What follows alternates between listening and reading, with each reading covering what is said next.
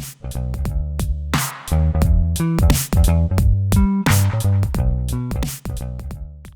my name is Kevon Owen. This is Holly Shockley, and she's from Thrive Christian Counseling. I'm from the Owen Clinic. Question for you is, when do you fire your therapist? Well, so research shows that 60 to 70% of the success of therapy has to do with the therapeutic alliance. And so I tell all of my clients from session 1 that if by session 3 they don't feel seen, heard, secure, and safe in the room with me, they should fire me. And I would love to get them with another counselor who they are a better fit with. I'm not offended by that. I want them to be able to feel like the person sitting on the other side of the office, on the other couch or chair, is the best one for them. And sometimes that's hard because we're just going through a list, we're calling whoever we see. But if the counselor is not a good fit by session 3 or 4, I know it's hard, but find a new one. It's a thing that happens where I have clients that have been with me since I started. They were there whenever I was just this little baby therapist running around in my office. And if they have their way, and I have no problem with it, sounds great. I may see them for years and years, but generally speaking, therapy isn't meant to be forever. Mm-hmm. At a certain point, you know your therapist's responses, you know your therapist's train of thought, and you're either like accepting it or you're rejecting it. Maybe it's just the relationship that you're staying for. But if you stop getting forward motion, mm-hmm.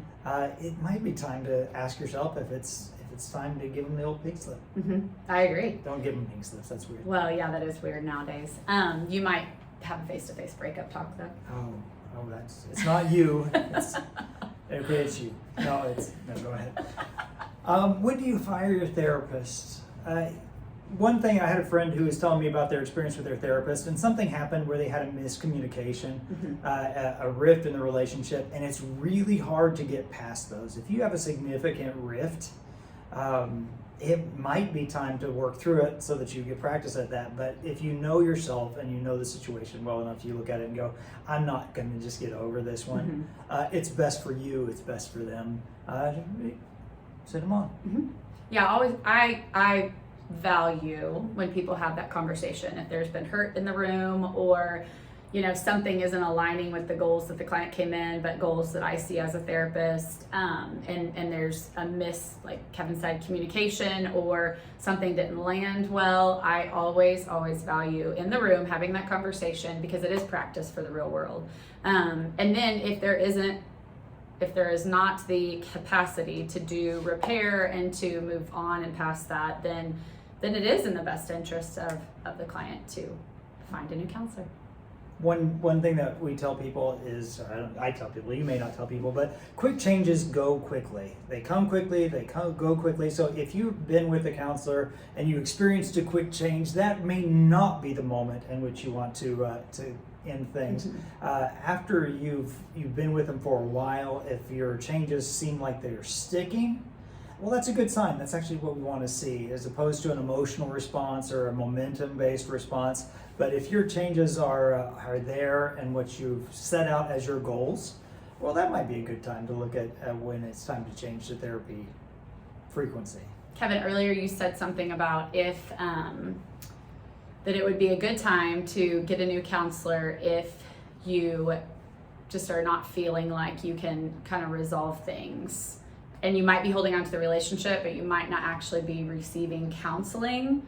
What do you mean by that? Well, if at the back of your mind you're reliving and you're rehashing those issues and those challenges that are there, if you remember the time that you guys fought over a time, or they said something that just seemed like they completely missed your circumstance, mm-hmm. well, that could be a pretty rough spot. Mm-hmm.